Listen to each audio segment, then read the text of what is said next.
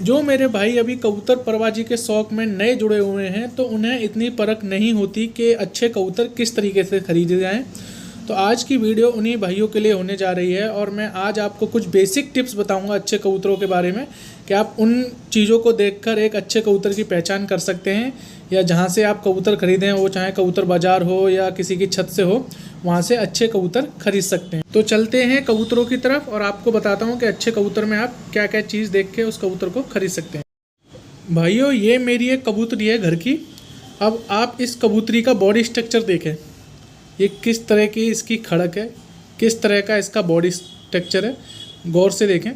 तो सबसे पहले आपको यही देखना है बाज़ार में कि कबूतर इस बॉडी स्ट्रक्चर का हो दूर से देखने पे, बिना पकड़े। क्योंकि आप जब बाज़ार में कबूतर खरीदने जाएंगे तो काफ़ी सारे कबूतर होते हैं, तो उसमें आपको सबसे पहले गौर देने वाली बात यही करनी है कि कबूतर इस खड़क का लेना है। इसके शोल्डर देखिए किस तरीके से बाहर निकले हुए हैं, आगे से चौड़ा है कबूतर, पीछे की तरफ पतला होता जा रहा है। ये बॉडी स्ट्रक्चर आपको ध्यान में रखना है दोस्तों कबूतर खरीदते वक्त। चीज़ और देखने वाली है, कबूतर के जो पर होते हैं, पर उसके दुम तक जाने चाहिए। अब इस कबूतर के आप देख रहे होंगे इसने दुम फिलहाल नीचे ज़मीन पर रख रखी है।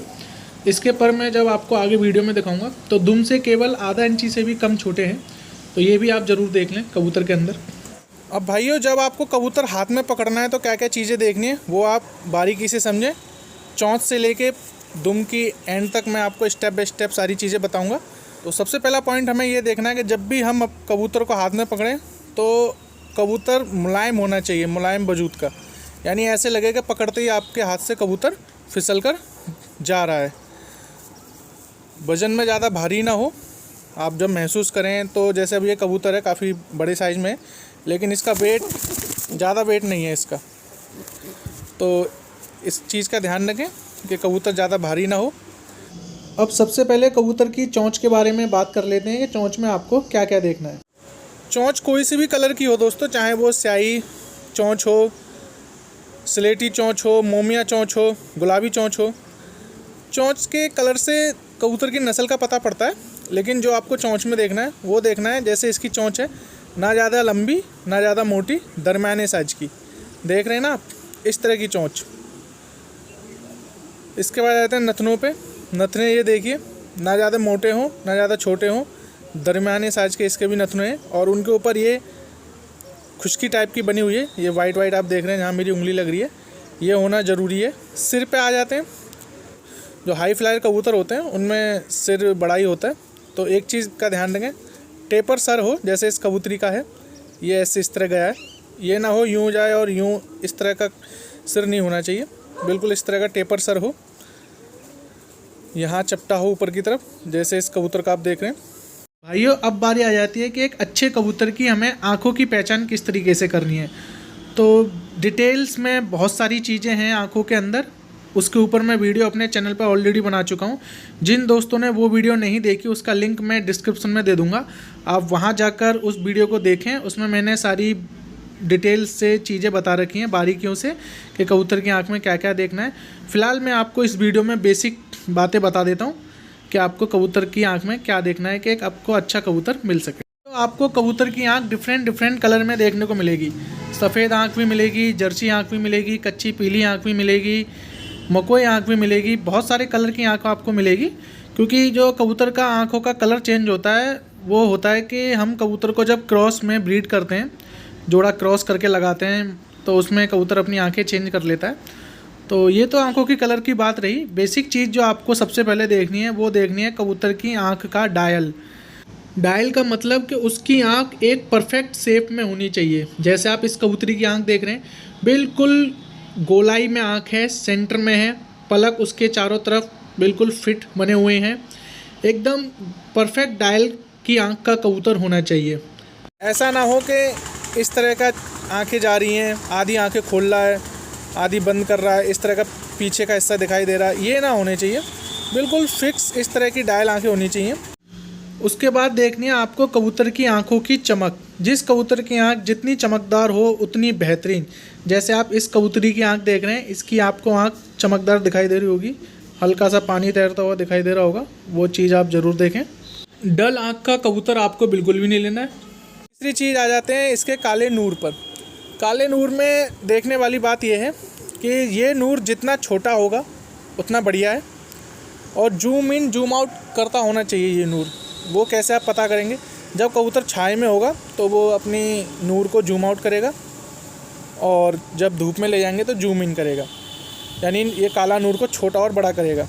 तो ये जितना बारीक हो उतना अच्छा। उसके बाद आ जाते हैं कबूतरों की आँखों की रिंग।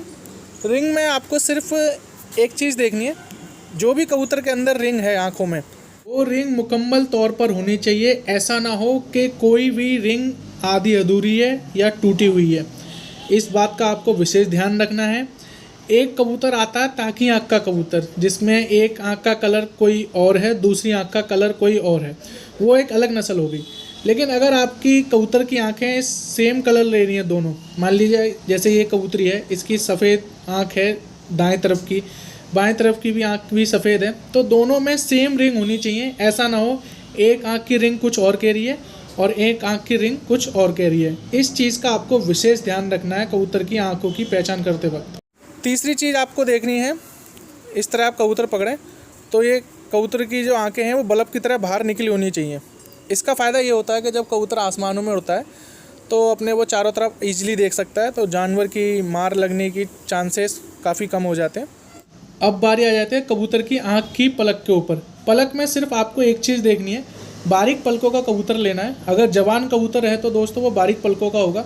जैसे जैसे कबूतर उम्रदराज होता जाता है उसकी पलकें भारी होना शुरू हो जाती हैं और वो डबल ट्रिपल पलकों का हो जाता है। तो फिलहाल जो जवान कबूतर होगा वो सिंगल पलक का होगा, बारीक पलक का हो।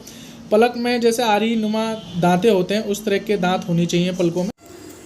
उसके बाद आ जाते हैं दोस्तों गर्दन पर। गर्दन में आपको ये हड्डी होती है गर्दन की, ये देखें दानेदार होनी चाहिए, जैसे मटर के दाने होते हैं इस तरह की आप देखें दोस्तों। इसके बाद आ जाते हैं कबूतर की सीने की हड्डी।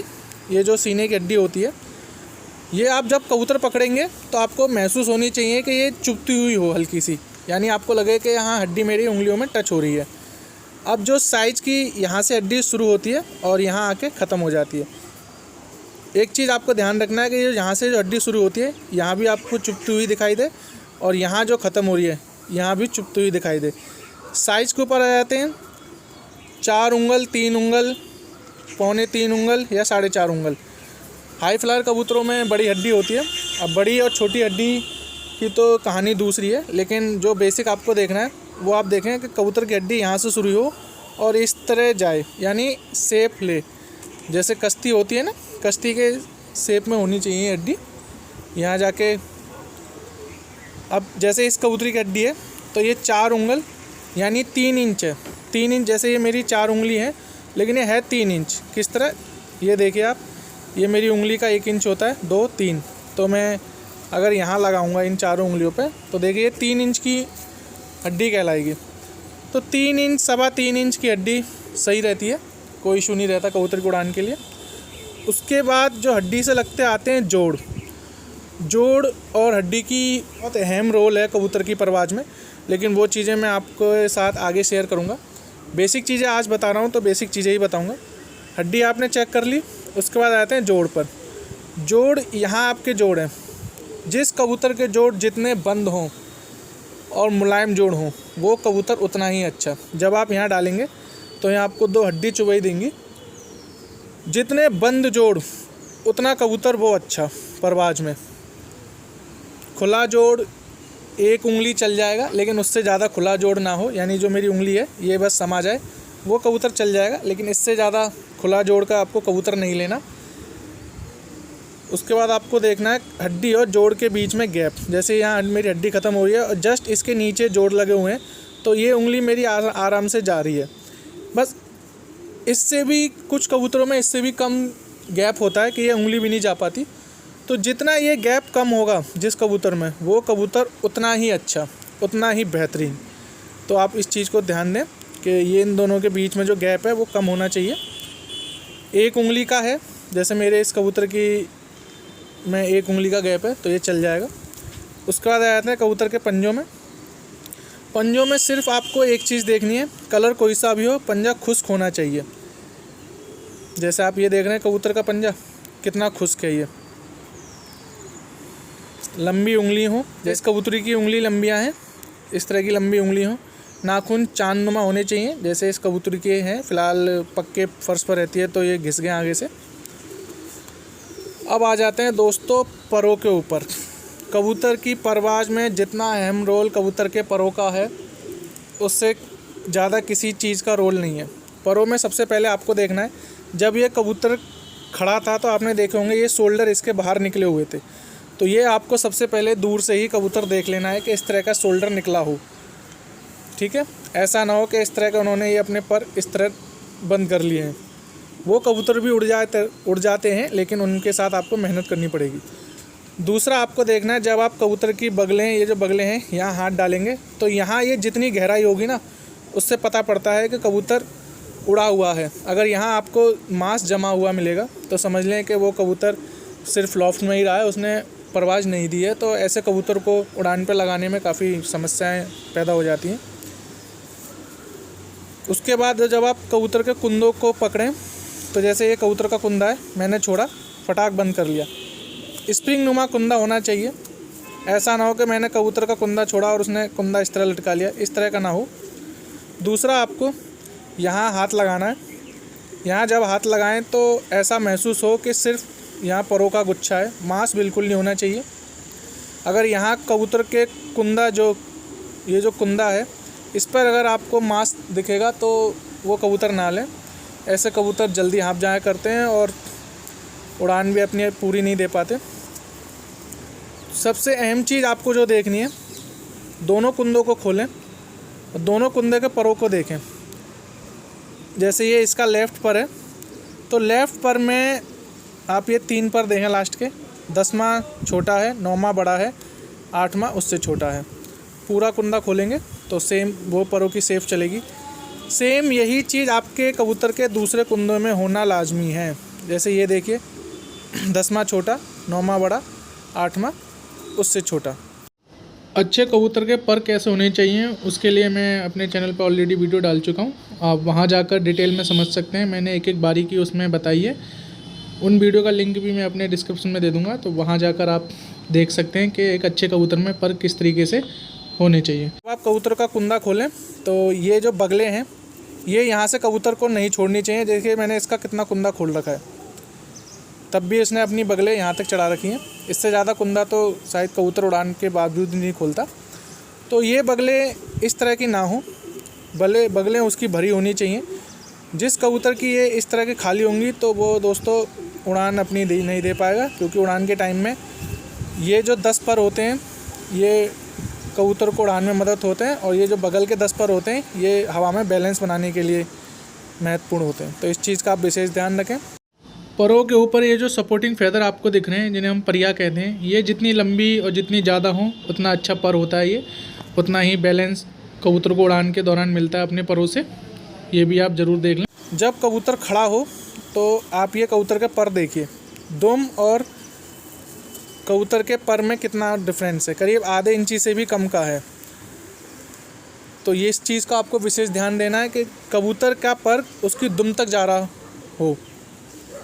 दुम से 1 इंच छोटा हो तब भी चल जाएगा, 1 इंच से ज़्यादा छोटा नहीं होना चाहिए। और दुम से बाहर भी होते हैं कुछ कबूतरों के पर, वो भी चल जाया करते हैं, लेकिन दुम से 1 इंच से ज़्यादा छोटा ना हो। ऐसा ना हो कि कबूतर की दुम यहाँ पर है और पर यहाँ मेरा अंगूठा यहाँ ख़त्म हो रहा है। ऐसे कबूतर आप ना लें। उसके बाद आ जाता है कबूतर की दुम पर। कबूतर की दुम बंद हो बहुत अच्छा। अगर कबूतर की दुम खोल रहा है तो ऊपर खोले, इस तरह ये खोले, नीचे करके ना खोले, यूँ ना खोले। ऐसे कबूतर कामयाब नहीं होते दोस्तों उड़ान के वक्त। ऊपर करके खोले, बेस्ट है। उसके बाद आपको दुम में 14 परी 12 परी दुम होती हैं, वो बेसिक चीज़ें हैं, आगे बताऊंगा। ये देखिए, ये यहाँ इसकी सपोर्टिंग फेदर हैं परियाँ। ये जितना आगे तक जाएं कबूतर की दुम को बैलेंस करने के लिए सबसे अच्छा होता है। जैसे आप इसकी नीचे की लंगोट देखें, ये यहाँ तक जा रही है, तो ये लंबी दुम का कबूतर है, लेकिन इसकी दुम को बैलेंस करने के लिए इसके सपोर्टिंग फेदर काफ़ी है, तो इसकी दुम ऑटोमेटिक बैलेंस है। अगर ये मान लीजिए इतनी लंबी दुम है, लेकिन इसकी जो सपोर्टिंग फेदर है मान लीजिए यहीं ख़त्म हो जाए, और ये जो नीचे का है, नीचे के सपोर्टिंग फेदर है लंगोट, ये भी यहीं ख़त्म हो जाए, तो ये अनबैलेंस दुम हो जाएगी। तो ऐसी अनबैलेंस दुम दोस्तों उड़ान में कामयाब नहीं हो पाती। तो ये बेसिक सी कुछ चीज़ें हैं, आप इस तरह की चीज़ों को ध्यान रखेंगे तो एक अच्छा कबूतर आप मार्केट से बहुत कम दामों में ख़रीद पाएंगे। उम्मीद करता हूँ आज की वीडियो आपको काफ़ी अच्छी लगी होगी। वीडियो अच्छी लगी हो तो लाइक कर दीजिए, ज़्यादा से ज़्यादा शेयर कर दीजिए। जिन दोस्तों ने अभी तक मेरे चैनल को सब्सक्राइब नहीं किया है वो चैनल को कर लें सब्सक्राइब, और ये जो घंटी का बटन है इसे दबाकर इसे ऑल पर सेलेक्ट ज़रूर कर लें, ताकि मैं जब भी वीडियो अपलोड करूँ उसका नोटिफिकेशन आप तक पहुँच जाए। मिलते हैं अगली वीडियो में नए टॉपिक नई जानकारी के साथ।